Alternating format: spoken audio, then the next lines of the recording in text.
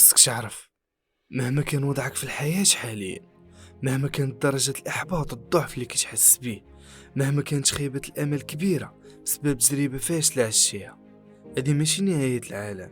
قصتك ما غاديش توقف هنا. هذا ماشي آخر فصل في كتاب حياتك. انت باقي كتنفس وباقي عايش.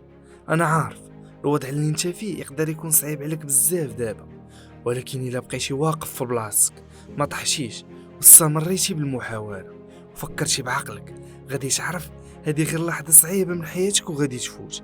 إلا عرفتي تستخدم هذا الألم اللي كتحس بيه لمصلحتك باش تبني شخصيتك وتقويها، غادي تعرف أن هذا هو الوقت المناسب باش تغير حياتك 180 درجة.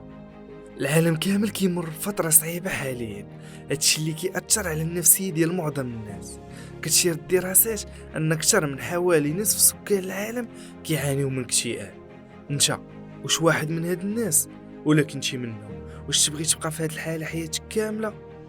في بلاصة ما تبقى معاهم ومنهم، رجع اللور وفكر مزيان، فيق من الغفلة وبدا تغير في حياتك، حيت بغيتي ولا كرهتي انت السبب كاع المشاعر ديالك، سواء كانت ايجابيه ولا سلبيه.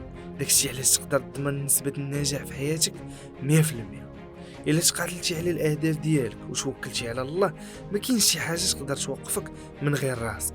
سبب الاكتئاب ديال اي واحد فينا كيجي من افكار حنا اللي كنخلقوهم، سواء كانوا داخليين ولا خارجيين، يا اما بسبب شخص تخلى علينا ولا بسبب شي حاجه فقدناها عزيزه علينا.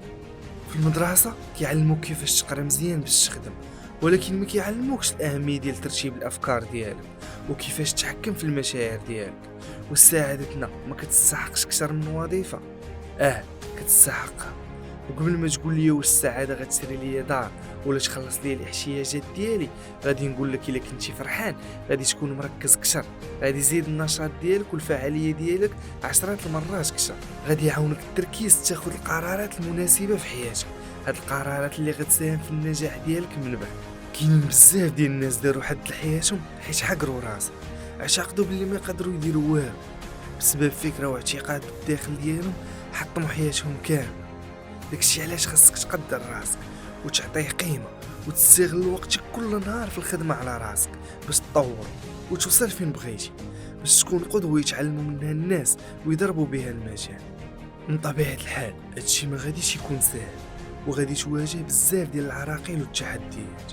هنا فين غادي يجي الدور ديالك، خاصك تبقى مركز وتخلي عقلك قوي باش توصل فين بغيتي. غادي تولي تقول كيفاش نقدر ندير هاد الخدمه في بلاصه، علاش كيوقع ليا هادشي، انا ما عندي زهر، وبزاف ديال الهضره اللي ما غاديش تفيدك في والو. مني توصل لهاد القوه تولي قادر تواجه المشاكل ديالك وقادر تخلص من دور الضحيه. غتقدر تواجه الالام وكاع الاحاسيس الخايبه وتخليهم وراك. غتعلم كيفاش تبقى مركز على الاهداف ديالك، غتعلم كيفاش تعيش بايجابيه. قرا وترين، دير اي حاجه تقدر تفيدك وتعطيك خبره في حياتك.